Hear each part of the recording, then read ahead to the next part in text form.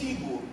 Semana passada falamos sobre amadurecer no relacionamento com Deus, e hoje é sobre amadurecer no relacionamento com você mesmo. Abra os olhos, olhe para quem você é. Você sabe as suas fraquezas e as suas fortalezas. Você sabe daquilo que você é capaz e daquilo que você não é capaz. Mesmo diante de situações difíceis, como Mike Tyson naquela luta. Muitos esperavam que o Mike Tyson destruísse aquele jovem de 27 anos, mas os mais experientes sabem que não é bem assim. Existe técnica, existe preparação, existe tantas coisas que a idade vem trazendo, que a nossa mente não consegue resolver muitas vezes. A gente fica mais distraído, a gente fica mais despercebido de algumas coisas, e às vezes isso entra em nós como uma seta para nos derrubar a paz. Eu gostaria que você abrisse a sua Bíblia em Salmos capítulo 139, Salmos verso 139, dos versos 13 em diante, 139, 13, 14 e 15. Abra sua Bíblia, vamos meditar nessa palavra. Esse não é o texto que nós vamos falar hoje, mas o texto está bem próximo.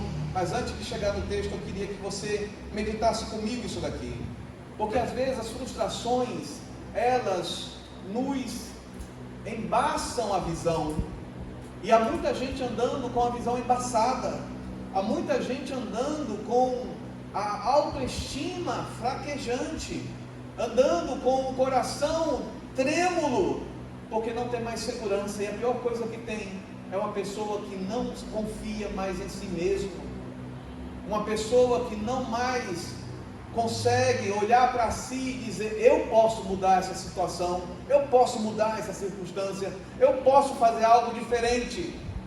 Às vezes a gente quer fazer isso com as nossas próprias forças, e a gente esquece que quem nos criou foi Deus.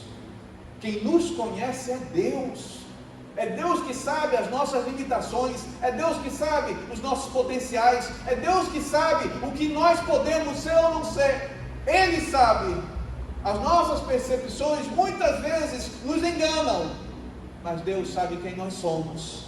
E aqui nesse verso de Salmo 139, versículo 13, diz assim: pois tu, Senhor, formaste o meu interior, tu me teceste no seio de minha mãe.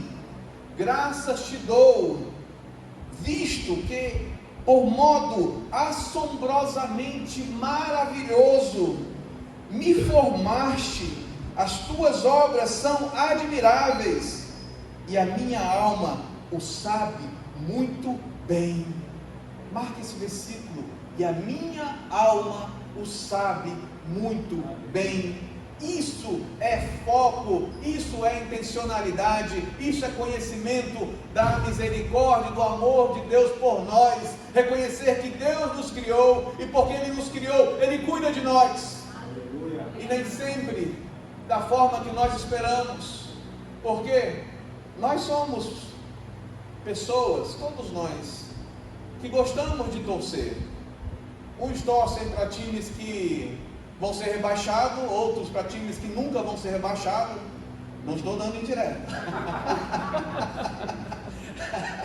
Mas cada um torce de alguma forma para vários times.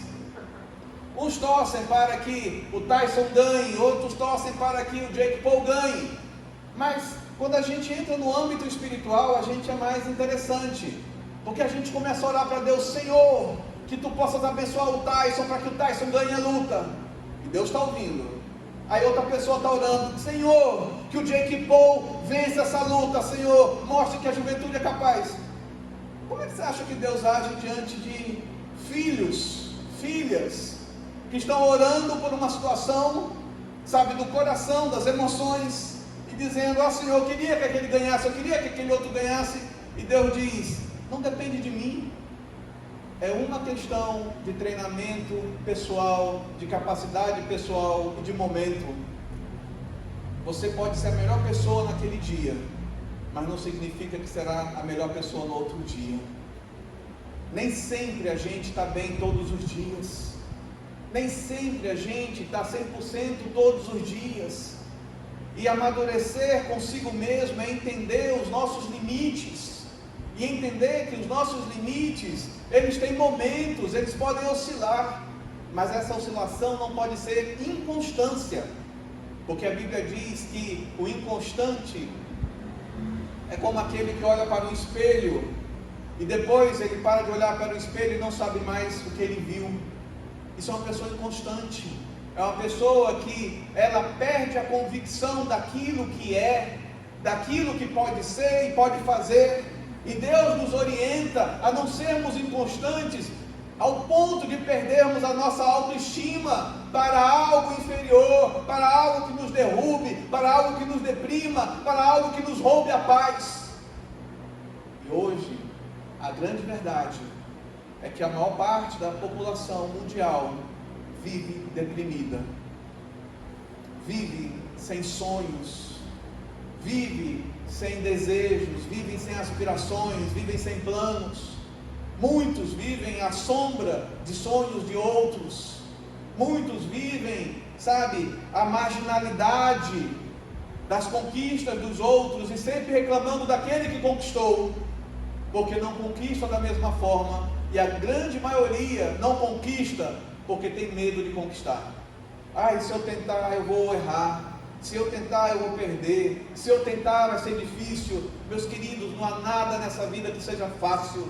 Nada, tudo é difícil, tudo tem o seu preço, tudo tem a sua luta, até calçar um sapato tem o seu preço e a sua dificuldade, porque quanto mais conforto nós queremos, mais difícil se torna a convivência com aquele conforto, e manter o conforto é uma luta, é um desafio, e tudo aquilo que nos leva ao conforto, à zona, de tranquilidade, muitas vezes nos faz deixar Deus de lado, porque a carne, ela gosta do conforto, mas ela tem resistência contra Deus, porque a Bíblia diz que o Espírito luta contra a carne luta contra o Espírito, porque a carne, ela quer fazer aquilo que não é de Deus.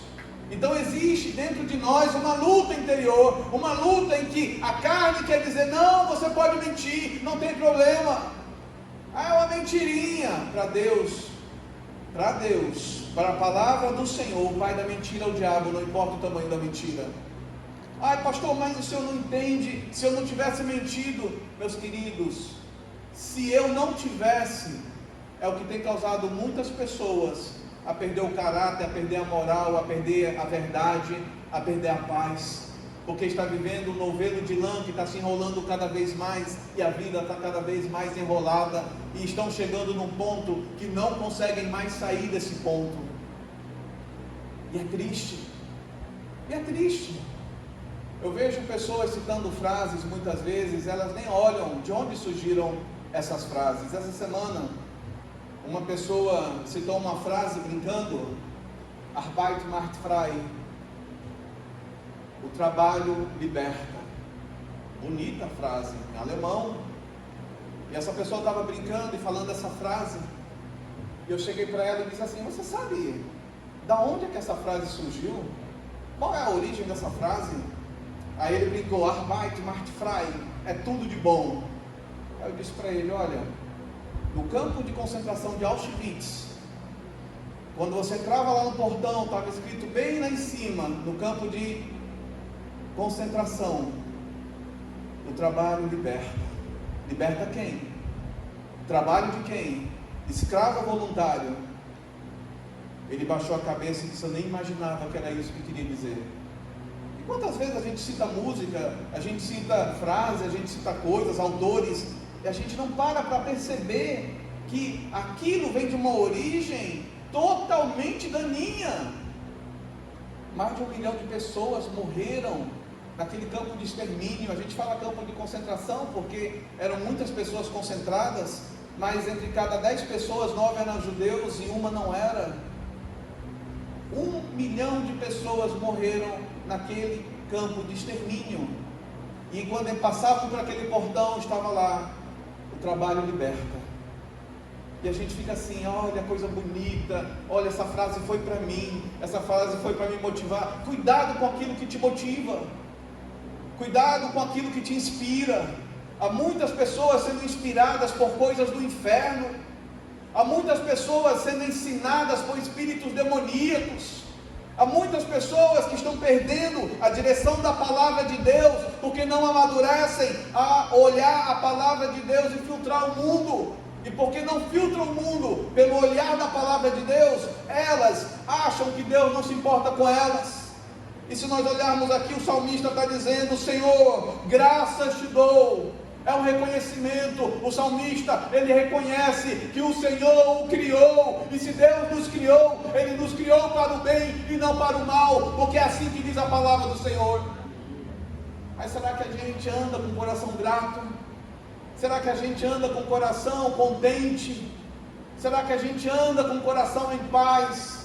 Ou a gente está começando a viver uma tribulação oculta em nós, em que aqui a gente começa a lutar para tirar essa tribulação, mas quando chega em casa explode o problema, quando chega na rua explode o comportamento, quando chega no trabalho explode a murmuração, e a gente não agradece mais a Deus, a gente não louva mais a Deus por aquela porta que Ele abriu, que no início era bênção, mas depois do tempo se tornou peso, porque a gente se tornou ingrato.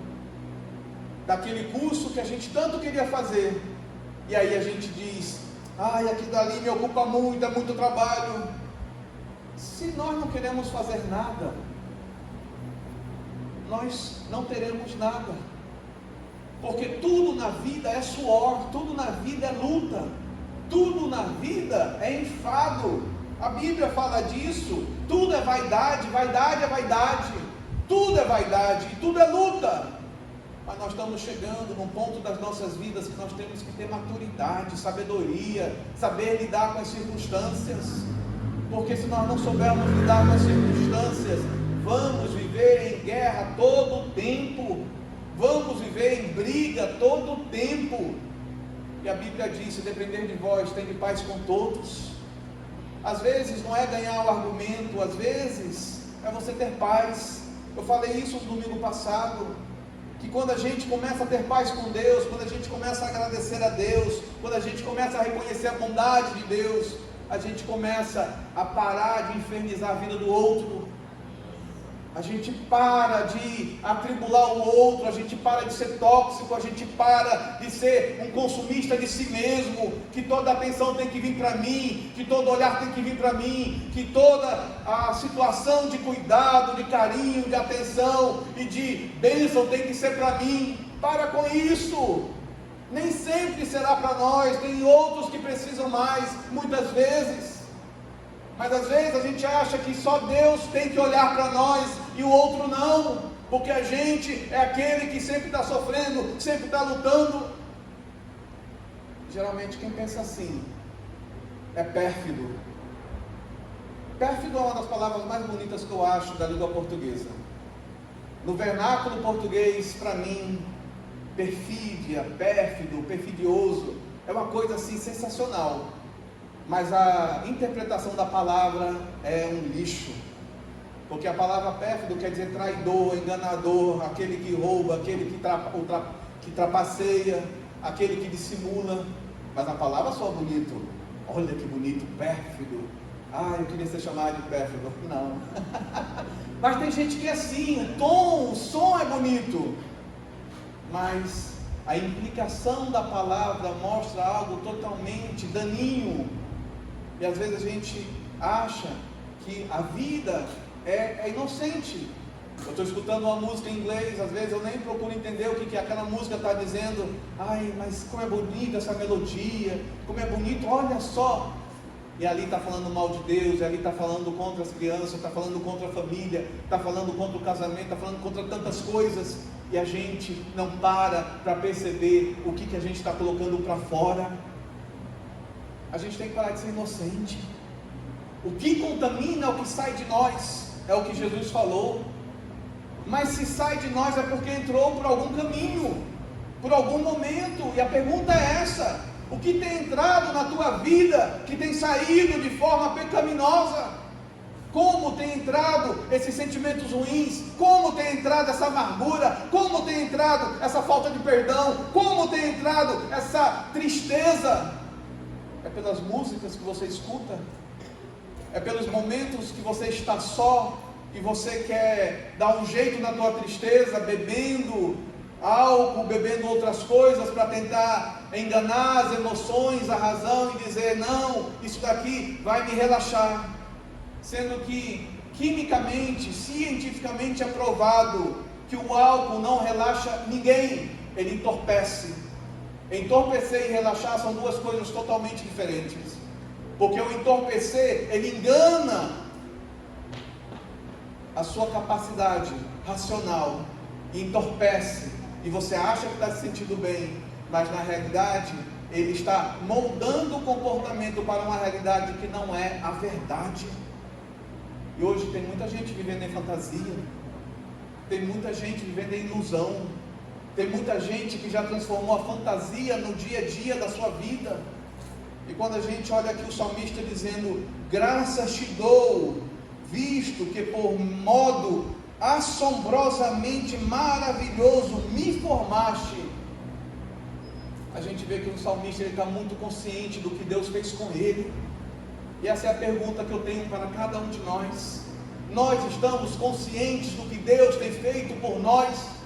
Ou nós estamos entorpecidos por substâncias não bíblicas que não trazem paz, mas enganam as nossas razões, as nossas emoções e nos fazem ter uma percepção que não é saudável?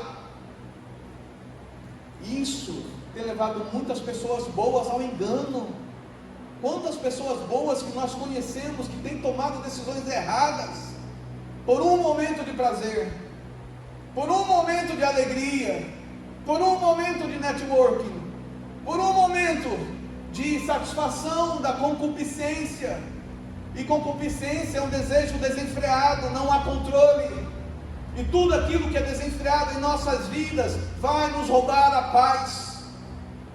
Tudo aquilo que é excessivo em nossas vidas, que é extremismo em nossas vidas, vai nos roubar a paz.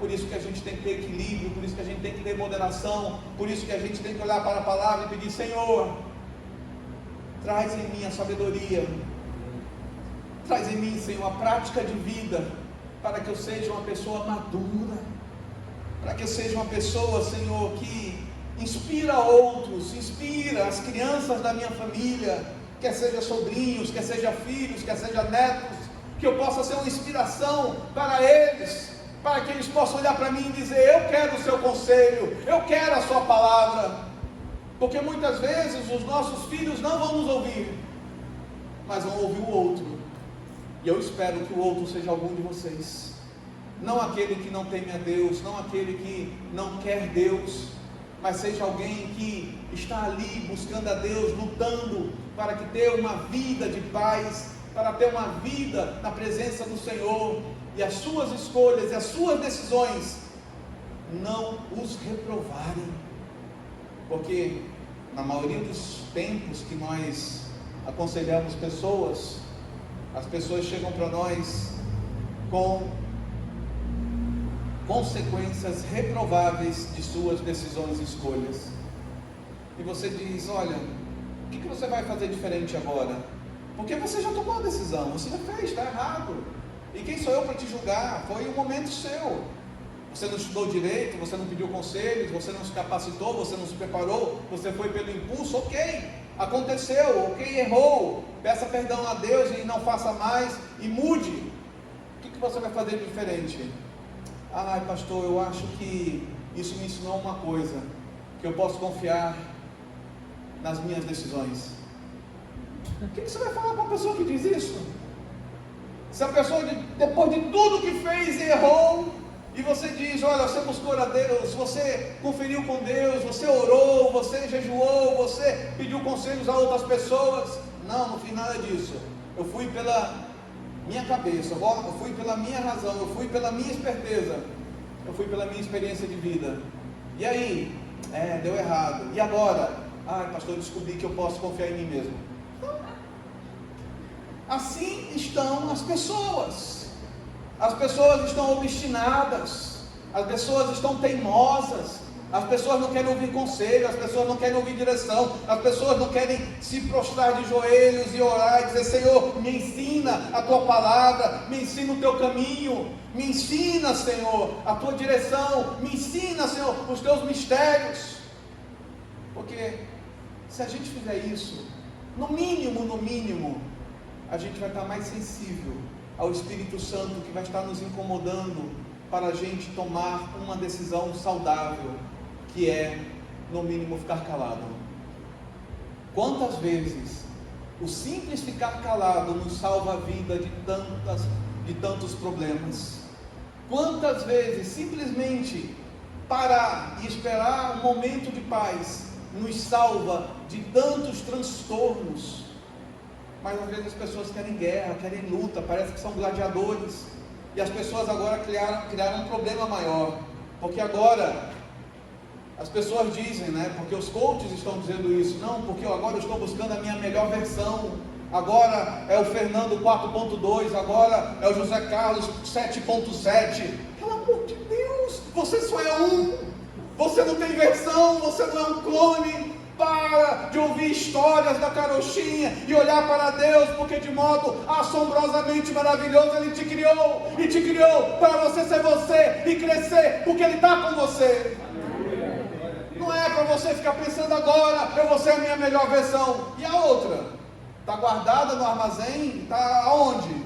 Pelo amor de Deus. Falácias, discursos enganosos, sabe, que vem nos levando a ter esse pensamento: não, porque essa versão preguiçosa vai ficar aqui, agora vai vir a versão que é ativa, que faz ginástica, que luta. Pelo amor de Deus, é você ainda, você continua sendo você, e é isso que Deus quer de nós, a nossa originalidade. Quando a gente fala que é outra versão, a gente está escondendo de nós a nossa originalidade. O salmista aqui, ele diz: graças te dou, Senhor, visto que por modo assombrosamente maravilhoso me formaste, as tuas obras são admiráveis. Olha que coisa interessante.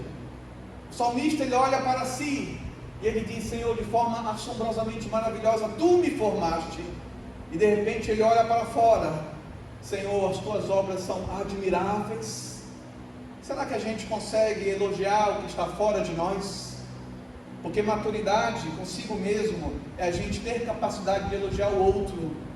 E eu conheço muita gente que diz assim: ah não, se eu falar para ele que ele foi bom, que ele foi excelente, ele vai ficar envaidecido e eu vou perder a minha autoridade, então é melhor dizer que tem que melhorar mais. E quantos chefes são assim? Quantos chefes que ficam trazendo uma carga pesada, trazendo aquele peso, dizendo: nunca, parabéns, você está indo bem. Não existe parabéns. Você podia ir melhor, está quase bom, mas ainda não está bom. Pelo amor de Deus, que coisa horrível. Pessoas que não sabem elogiar, que pessoas não sabem reconhecer, e todos nós amamos o reconhecimento. Até Deus ama ser reconhecido quando a gente diz: graças te dou, Senhor. Quantas vezes a gente reconhece Deus durante a semana? E quantas vezes a gente reconhece Deus na nossa família? E quantas vezes a gente reconhece Deus nos detalhes da vida? E a gente sabe que tem um provérbio que diz assim: é nos detalhes que o diabo se esconde. E a gente tem deixado o diabo entrar nos detalhes das nossas vidas, coisas que os outros não estão vendo, coisas que está oculto para a maioria das pessoas, mas para nós está muito vivo.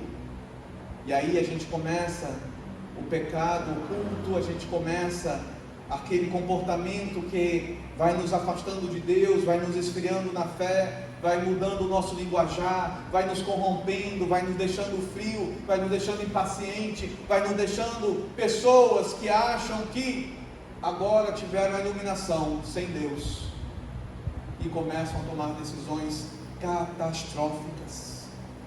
E cada um de nós temos que aprender a lidar com momentos como esse, porque todos nós temos que estar prontos para ajudar aquele que a gente conhece e ama, que vai cair.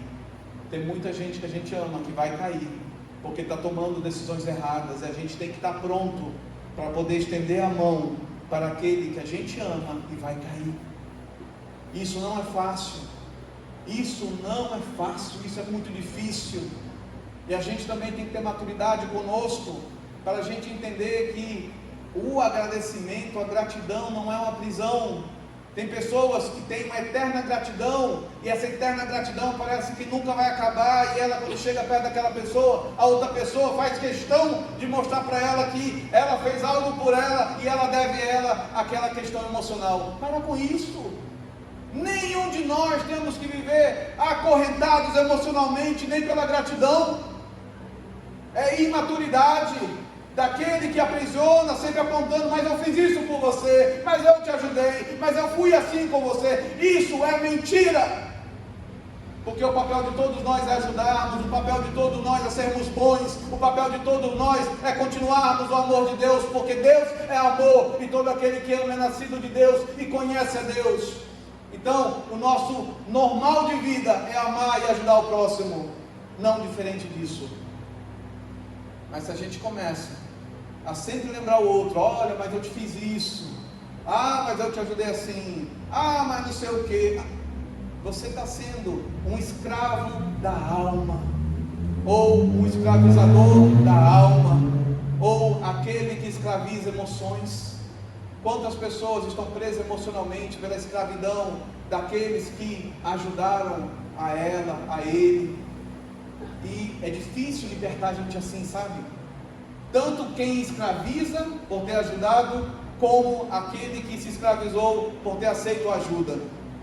Tem pessoas hoje que preferem passar fome do que ser ajudado, só para não ter o peso daquela ajuda que vai ser infernal, porque a pessoa vai ficar falando, e nunca vai parar de falar. E isso é algo sério. E a Bíblia diz que se Cristo vos libertou, verdadeiramente sois livres. Não importa, verdadeiramente sois livres. Aí você pode dizer: pastor, e o que eu faço agora? Se você deve, devolva. Se você pediu emprestado, dê de volta. Pastor, tem um livro que eu pedi há 15 anos, e eu gostei tanto do livro que eu ocultei para mim. Devolva, porque isso é pecado. Isso é coisa que não te pertence. Pastor, eu falei algo para uma pessoa tanto tempo atrás, eu não cumpri, e aquela pessoa ficou chateada comigo, mas não quer estar comigo, então vá para outro canto. Isso é pecado, porque você foi a pedra de tropeço, você foi o causador do problema. Se você foi o causador, vá lá e se reconcilie. Isso é uma atitude de maturidade para quem é cristão, para quem teme a Deus, para quem serve a Deus, e quem diz: graças te dou, Senhor. Graças te dou, Senhor, porque eu estou tirando tudo aquilo que é peso da minha vida. Quantos pesos a gente vem carregando em nossas vidas, pesos desnecessários, que a gente muitas vezes não resolve ou não tira aqueles pesos de nós por causa de orgulho, e a gente ora anos e parece que aquilo não sai, e a gente diz para Deus: Deus, apaga isso da minha memória, sendo que a única forma de apagar das nossas memórias é o perdão, e Deus não vai fazer nada contrário à sua palavra, porque se a gente deve perdão, perdoe. Se você tem que ser perdoado, aceite o perdão, porque tão difícil como perdoar alguém é aceitar o perdão. Tem gente que não aceita o perdão, tem gente que vive ali aprisionado por aquela falta de perdão, mesmo todos os outros interlocutores tendo perdoado, mesmo todos os outros terem dito: olha, não tem mais nada, você está livre, e a pessoa anda como se estivesse naquela cadeia, naquelas prisões. Pare com essas algemas emocionais. O Espírito do Senhor, a presença do Senhor vem para nos libertar de todas as coisas, e isso é bênção de Deus. Há coisas que nós não entendemos, há coisas que nos envaidecem. Eu lembro que sempre, desde pequeno, eu tive uma visão espiritual muito aberta. Sempre eu olhava e eu conseguia ver demônios, conseguia ver vultos, conseguia ver as coisas. chegava nos lugares e sabia onde tinha demônio, onde tinha feitiçaria, onde tinha coisa, e aquilo me atormentava muito, porque eu era muito novo e ninguém me ensinava, ou tinha me ensinado ainda sobre aquilo, e aquilo me deixava com medo muitas vezes, porque eu chegava na casa de alguém, e aí eu olhava para a pessoa, e por trás da pessoa eu via o demônio, e muito novo, você tendo essa experiência no mundo espiritual, você diz, meu Deus, será que eu estou com uma maldição? Será que eu estou agindo de uma forma que está errado? O que está acontecendo? Porque eu estou vendo coisas, será que é loucura? Você começa a pensar nisso, até você conhecer pessoas que começam a te ensinar a palavra, e você começa a entender que é dom, que você começa a entender que Deus está te dando uma direção, que Deus está te ajudando e te preparando para ajudar outras pessoas a se libertar de coisas que elas não veem. Aí você entende isso, e você começa a se colocar na posição de ajudar o outro. Olha, tem um espírito imundo bem ali, olha, tira ali, porque alguma coisa que foi dada para você está no objeto, o espírito imundo está ali com legalidade, tira aquele objeto. Aí a pessoa diz, olha, é verdade, eu recebi um negócio, não sei o que, quando vê, tinha alguma coisa com aliança satânica naquilo lá, e a pessoa jogava fora, e saía aquela perturbação, aqueles vultos, aquelas coisas. Mas aí sabe o que acontecia? Você falava dessa forma para as pessoas, para poder ajudar, as pessoas transformavam você num horóscopo. Pastor, eu estou ligando aqui para saber se você ouviu alguma coisa ao meu respeito. Pelo amor de Deus! Quantas pessoas ligavam, pastor, me diz aí, o senhor, Deus falou alguma coisa sobre mim hoje para o senhor? Pelo amor de Deus, você quer um horóscopo diário? E tem muito crente que acredita em horóscopo, que é absurdo. Sabe, a maturidade espiritual vem quando a gente começa a entender que nem tudo é de Deus, que tem coisas que parecem engraçado, piada, bonitinho, é o tigrinho, não sei o que, mas é do inferno, vem nos roubar o foco de Deus. Nós temos que tomar cuidado, porque a gente gosta de endeusar, a gente gosta de torcer, a gente gosta de colocar pessoas em pedestais, e muitas vezes a gente destrói boas pessoas fazendo isso. Muitas vezes a gente perde bons dons fazendo isso. Quantas pessoas começavam a achar que eu era um leitor de futuro? Aí você tem que pegar, dar um passo atrás e dizer, a Bíblia diz que o espírito do profeta é sujeito ao profeta. Você dá um passo atrás, a Bíblia diz que o dom é sujeito àquele que usa o dom, porque Deus é maior do que o dom, porque Deus é Deus. Então, se as pessoas estão olhando muito por dom, vamos começar a fazê-las olhar mais para a palavra de Deus, porque fazendo ela olhar para a palavra de Deus, ela vai aprender a exercer o dom, ela vai aprender a exercer a palavra, ela vai aprender a maturidade, ela vai aprender a exercer o mundo espiritual de uma forma saudável, e os percalços da vida não vão fazê-la desviar, porque hoje o que mais a gente vê são pessoas que tropeçam num problema e se desviam da igreja, se desviam de Deus e dizem, Deus, o Senhor não me ajudou, o Senhor não estava comigo. A pessoa não tem fé, porque não confia em Deus, porque se Deus não faz aquilo que a pessoa quer, a pessoa descarta Deus. Não, Deus, para quê? O Senhor não, sabe, o Senhor não está em sintonia comigo, porque tem que ser assim, Senhor, eu peço, o Senhor faz, nós estamos bem, se eu pedir, o Senhor não fazer, a gente está mal. E tem um cristianismo assim hoje que é pregado, coloque Deus na parede, coloque Deus lá no canto, e Deus é obrigado a fazer o que você quer. Isso é mentira do diabo. Deus não é obrigado a fazer nada por nós, Ele faz as coisas por nós, porque Ele nos ama, Ele faz por nós porque Ele nos quer bem, Ele faz por nós porque Ele quer que a gente amadureça, Ele faz por nós porque Ele quer que a gente possa andar e ser firme nos caminhos que a gente anda, sem tropeçar, e se tropeçar, se levantar e olhar para Ele e dizer, graças te dou, Senhor, porque eu quase tropecei, eu quase caí, mas o Senhor me livrou. Isso é uma maturidade maravilhosa, a gente poder olhar para nós mesmos e discernir as nossas escolhas, as nossas decisões, e começar a discernir aquilo que estamos fazendo, as alianças com as pessoas que estamos fazendo, e a partir dali a gente dizer para Deus, Senhor, obrigado, porque eu sei que aquela pessoa não é tão honesta, ela é pérfida, mas mesmo assim, Senhor, o Senhor tem um motivo de ter me colocado perto dela, para que ela possa aprender a honestidade, a verdade e o temor do Senhor. E às vezes Deus vai colocar cada um de nós próximo a pessoas tóxicas, para que a gente possa ser luz naquelas trevas, para que a gente possa ser bênção naquela maldição, para que a gente possa ser um caminho estreito naquele caminho largo que está levando à perdição naquela vida. E isso é influência, e isso é liderança, e isso é a presença de Deus, e isso é você ter certeza de quem você é em Deus. Deus, graças te dou, porque de forma assombrosamente Tu me formaste, Senhor. Eu não estou só, eu não surgi de uma explosão, eu não surgi por acaso, eu surgi, Senhor, porque Tu interviste na minha vida. E porque, olha, essa palavra é muito difícil em português, né? Porque, Tu interviste na minha vida, Tu intervieste na minha vida, pelo amor de Deus. Intervir é muito difícil de falar, é um trava-língua, né? Mas você vê que se você alterar a palavra intervir para outras flexões, né, o negócio se perde. Mas Deus, Ele intervém em nossas vidas, para a gente começar a ser mais simples.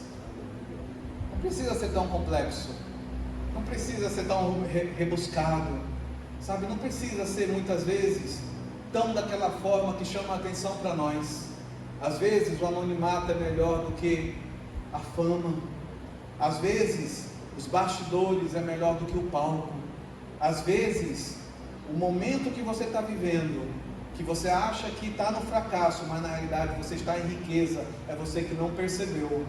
É o momento de você olhar para Deus e dizer: Senhor, muito obrigado, porque a minha prosperidade está vindo que nem o meu emagrecimento, pouco a pouco, porque tudo que é rápido estraga logo. Existe uma frase que a gente ouviu muito na década de 80, a nata está lá em cima, né? A nata está lá em cima, mas todos nós sabemos que a nata é o que apodrece logo, é o que estraga logo, é a nata. Então tenha cuidado muitas vezes de você querer ser nata, de você querer estar lá em cima, de querer ser, sabe, o holofote, de querer ser aquilo que todo mundo tem que olhar. Cuidado com as curtidas. Tem muita gente te curtindo para te derrubar. Tem muita gente dizendo parabéns, mas com o intuito de te derrubar. E nós temos que ter discernimento para entender que esses tóxicos muitas vezes estão ali perto de nós, para que a gente possa discernir e interferir nesse plano do inferno da vida delas, para que elas se salvem. Toda pessoa que a gente olha, a gente tem que olhar com uma forma de amor e dizer para Deus: Senhor, me ajuda a interferir naquela pessoa, me ajuda a ser uma influência naquela pessoa, para aquela pessoa começar a ter comportamentos diferentes, atitudes diferentes, e que no fim ela venha temer ao Senhor e andar pelo caminho estreito, em nome de Jesus. Vamos ficar de pé, por gentileza. Aleluia. Feche os seus olhos e vamos orar. Começa a orar e começa a dizer para Deus: Senhor, abre os meus olhos. Abre os meus olhos, Senhor, para ver, para que a gente não seja inocente, para que eu ache que todo mundo é bom, para que eu ache que todo mundo é mau. Senhor, que eu não seja inocente, mas eu tenha discernimento para ver o que está por trás de cada pessoa. Se o que está por trás é algo que vai edificar ou é algo que vai derrubar. Se o que está por trás é algo em que eu tenho que intervir, eu tenho que interferir, ou eu tenho que te buscar, Senhor, pedir ajuda de alguém para me ajudar numa luta espiritual, numa batalha espiritual. Comece a orar. Você sabe das suas lutas, você sabe quem não gosta de você, você sabe quem te despreza, você sabe quem tem inveja de você, você sabe disso, mas às vezes você não sabe disso, e é desses que não sabemos que nós temos que ter discernimento, para que a gente não possa baixar as guardas, para que a gente não possa baixar a nossa armadura, o nosso temor de Deus, sabe, a presença de Deus em nós, a nossa oração. Não pare de orar, independente das circunstâncias, quer ganhando, quer perdendo, não pare de orar, porque a oração é uma das maiores armas de guerra que nós temos, e principalmente quando nós oramos a palavra. Quando nós pegamos a palavra de Deus e oramos ela, é uma arma de guerra que nos traz vitória. E Deus quer nos dar maturidade conosco mesmo. Deus quer nos dar maturidade, porque Deus é bom, e a bondade dele é o que nos faz ser guardados, poupados e livrados da morte. Nesse momento nós vamos cantar essa canção. Que essa canção seja uma oração na sua boca, antes de nós orarmos, em nome de Jesus. Cantarei a bondade de Deus.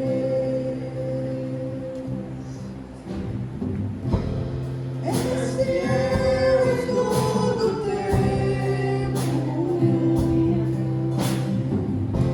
em todo tempo tu és tão bom, com todo fôlego que tenho, eu cantarei a bondade de Deus. Com doce voz, que me guie meu fogo, escuridão, tua presença me conforta. Sei que és meu Pai e amigo és, eu vivo na bondade de Deus. És fiel em todo tempo, em todo tempo tu és tão bom, com todo fôlego que tenho, eu cantarei a bondade de Deus.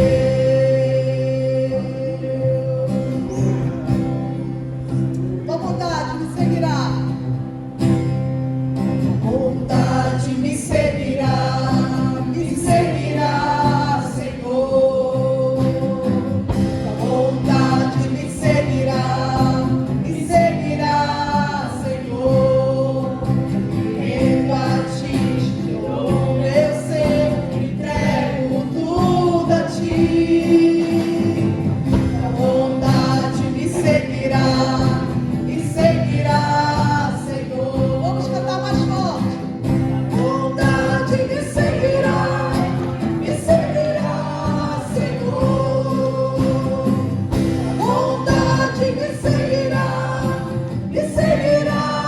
Senhor.